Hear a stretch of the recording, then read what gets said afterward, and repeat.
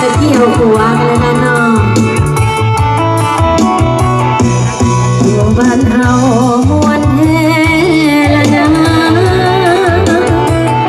ทำเป็นเห็นหน้ากินปลากินโกเล่นโดดส่งใส่กับปากอ่อนนนมีความสุขคือน้อยบ้านเกิดเมืองนอน เอาหอบฟัง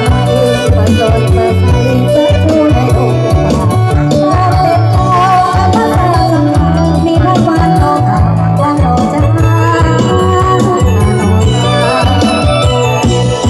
นของเราละพาสุขใจลายยามเขาไม่กินไก่หอมหวนเมื่อปีไม่ไปหาเห็นรถส่งกันสิเด็ดน้ำลงไหลเลือกไปมวนซื่อสว่างเลือนเงาเส้นทองตุ่มเปิงตุ่มเปิงตุ่มเปิงตุ่มเปิงเสียงน้ำเบิงยังบาปน้ำลายคำเขาก็มวนแห่มวนว่าเป็นเรื่องเป็นเรื่องตอนปันมาบ้านหันมาใหญ่ตั้งเดินทุกทางผู้บนทางอยู่ยาวกาเฮ็ดตลอดแห่วันเดือนบ้านเฮาดีวันเดือนบ้านเฮาดีวันเดือนบ้านเฮาดีออกกันไม่ได้ใจเจ้าภาพคนกันโตมากับเอาเขาจะเที่ยวกันนี่นะเที่ยวกันนี่นะอายุวันคนบ้านของเฮาละเขาหอบตาไม้บ้านตอนตาใสสักในดงตาพักเต็มดาวทั้งอาสาสมัครที่มักวันนอกถ้าดอกจ้าดอกลาบ้านของเฮาพาสุขใจลายเก็บเขาไม่กินไก่หอมหวนไปลาดินต้องสุขเดินสิเอ็ดน้ำลงใจเลือกไป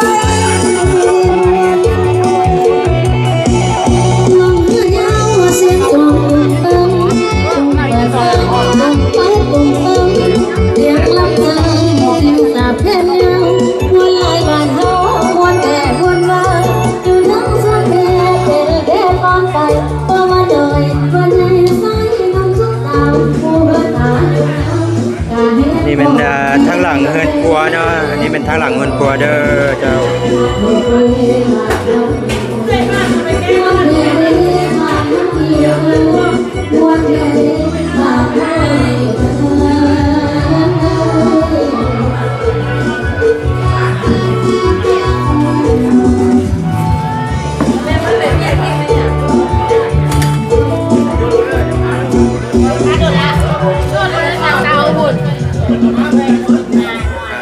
จ้าไปแล้วเพลงหนึ่ง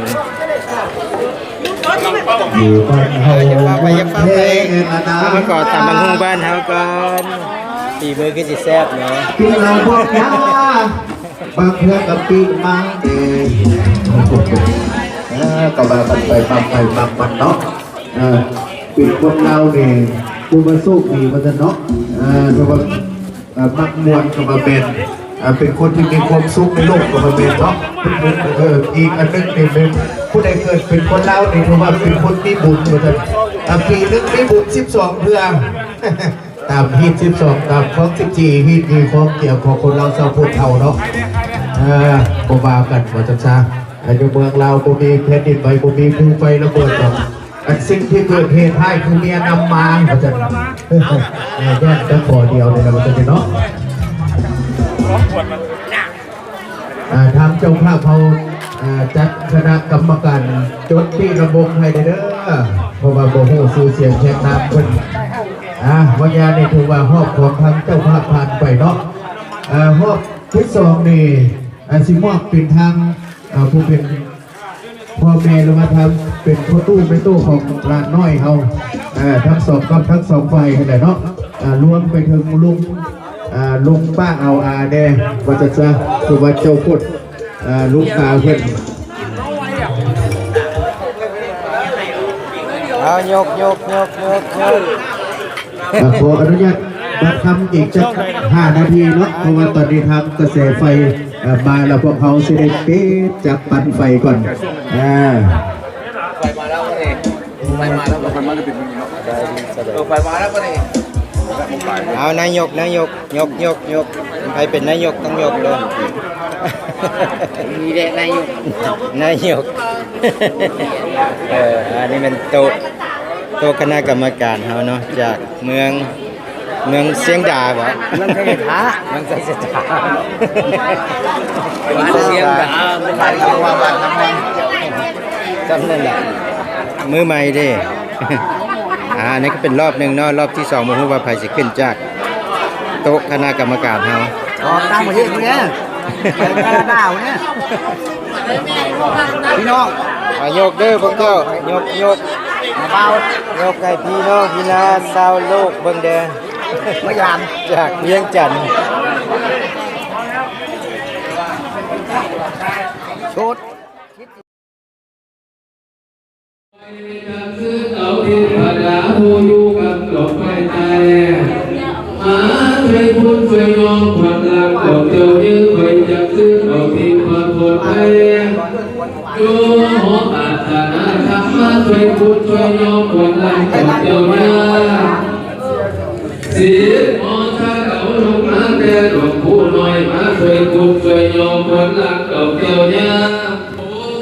ตูมันอย่าได้บังเบียดใดขอให้ที่ประทอนใดผู้ทัดสมสอนญาณลงมาจุ่มควันล้างเจ้าขึ้นให้ใหญ่สูงลงมาจุ่มควันล้างเจ้าขึ้นให้ใหญ่กวางว่าสีมือนี้แม่นมือดีสีมือนี้แม่นมือมันให้เจ้ามันยิ่งกว่าพา